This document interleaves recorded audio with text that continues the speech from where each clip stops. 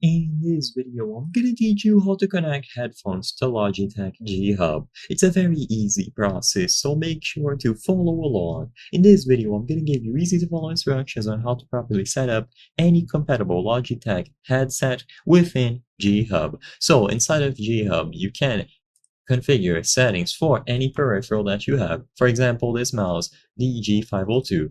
When you connect a set of headphones to your PC and you open G-Hub, they will be detected and you will get plenty of options regarding customization. So if you don't have G-Hub yet, you can download it by going to logitechg.com, hovering over software and then G-Hub. Then download for Windows or Mac OS. Like I said before, it's as simple as opening the software. There's no secret to this, so you don't have to manually configure it.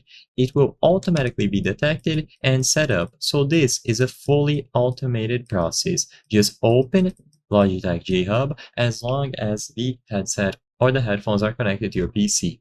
When you choose them, you will see additional options, so mainly related to the equalizer, so you can change different frequencies here, and then options like the volume, the microphone, side tone, and so on. There's not much to change here, but if you would like to have them connected, then plug them into your PC and open the J-Hub software. They will go through a setting up process and the drivers will be downloaded automatically. If for whatever reason they aren't appearing in J-Hub, it could mean one of two things. It's either because they are not compatible, so some models of headphones, primarily the budget level headphones, will not be accepted into the G-Hub. So regardless if they are plugged in through Bluetooth, through a wired connection, and so on, some of them simply are not compatible.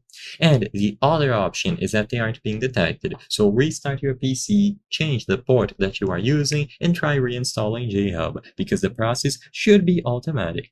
I hope I was able to help you on how to connect headphones to Logitech G-Hub. If this video helped you, please be sure to leave a like and subscribe for more very easy tips. Thank you for watching.